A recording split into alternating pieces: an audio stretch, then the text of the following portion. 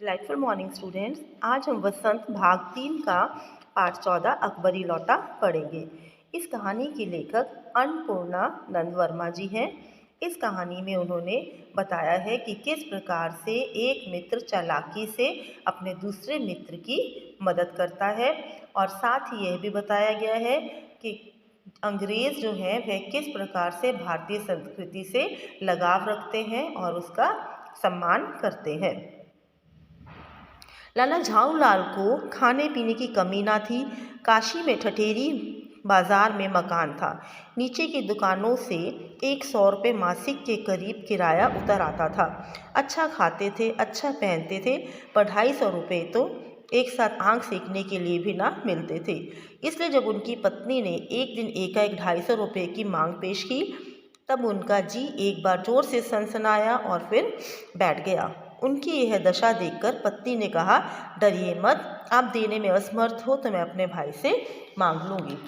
तो एक बार लाला झाऊलाल से उनकी पत्नी ने 250 रुपये जो है वह मांगे। हालांकि उनके पास पैसों की अच्छी आमदन थी, लेकिन फिर भी 250 रुपये जमा करना उनके लिए मुश्किल था। लाला झाऊलाल तिलमिला उठे। उन्होंने रौब से कहा, अजी हटो, 250 रुपये के लिए भाई से भीख मांगेगी? मुझसे ले लेना, लेकिन मुझे इसी ज़िंदगी में चाहिए। अजी इसी सप्ताह में ले लेना। सप्ताह से आपका तात्पर्य 7 दिन से है या 7 वर्ष से? लाला झाऊलाल ने रौब के साथ खड़े होते हुए कहा, आज से 7वें दिन मुझसे 250 रुपया ले लेना।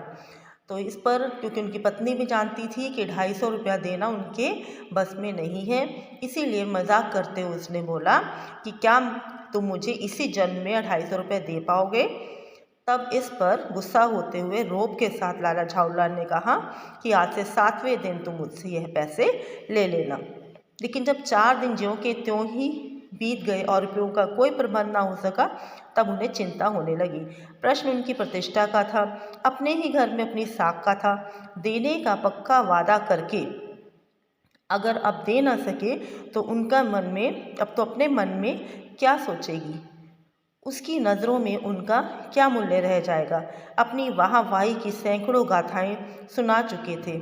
अब तो एक काम पड़ा तो चारों खाने चित हो गए। यह पहली बार उसने मुंह खोलकर कुछ रुपयों का सवाल किया था। इस समय अगर दुम दबाकर निकल भागते तो फिर उसे क्या मुंह दिखाएंगे? तो इसमें लाला झाऊलाल जो है वह दिन पर दिन परेशान होते जा रहे थे, क्योंकि 4 दिन बीत गए थे पर अभी भी उनके पास पैसों का इंतज़ाम नहीं हुआ था, और वह घबरा रहे थे कि उन्हें अपनी पत्नी के सामने ही उनकी पत्नी की नज़रों में गिरना पड़ेगा। यदि वह पैसे का इंतज़ाम ना कर सके तो उन्हें शर्मसार होना पड़ेगा। खैर, एक दिन और बीता। 5वें दिन घबराकर उन्होंने पंडित बिलवासी मिश्र से अपनी विपदा सुनाई। संयोग ऐसा बिगड़ा था कि बिलवासी जी भी उस समय बिल्कुल खुक थे।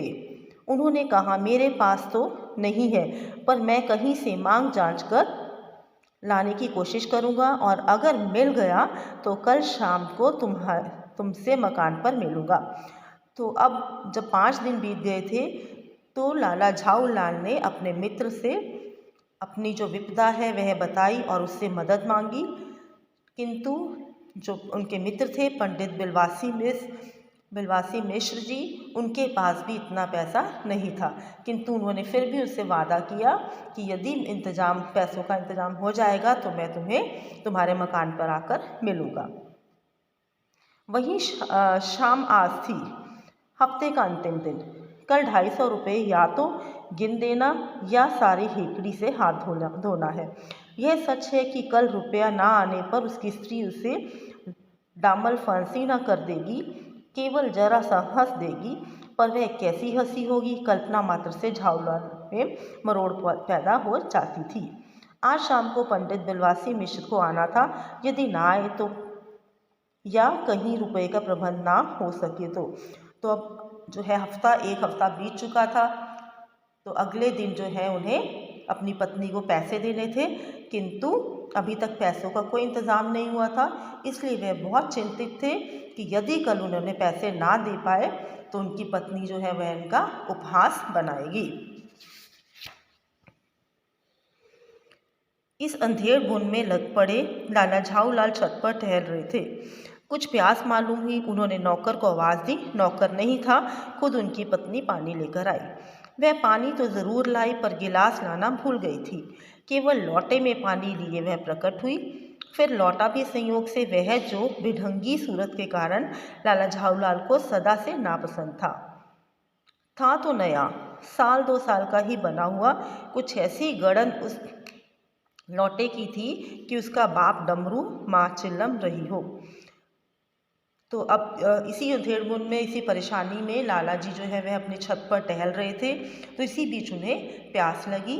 जब उन्होंने पानी मांगा तो उनकी पत्नी ने उन्हें पानी ला कर दिया, किंतु वे गिलास लाना भूल गई और केवल लोटे में ही पानी लेकर आ गई। लौटा भी वह था जो उन्हें बिल्कुल पसंद नहीं था, लेकिन लाला ने लौटा ले लिया।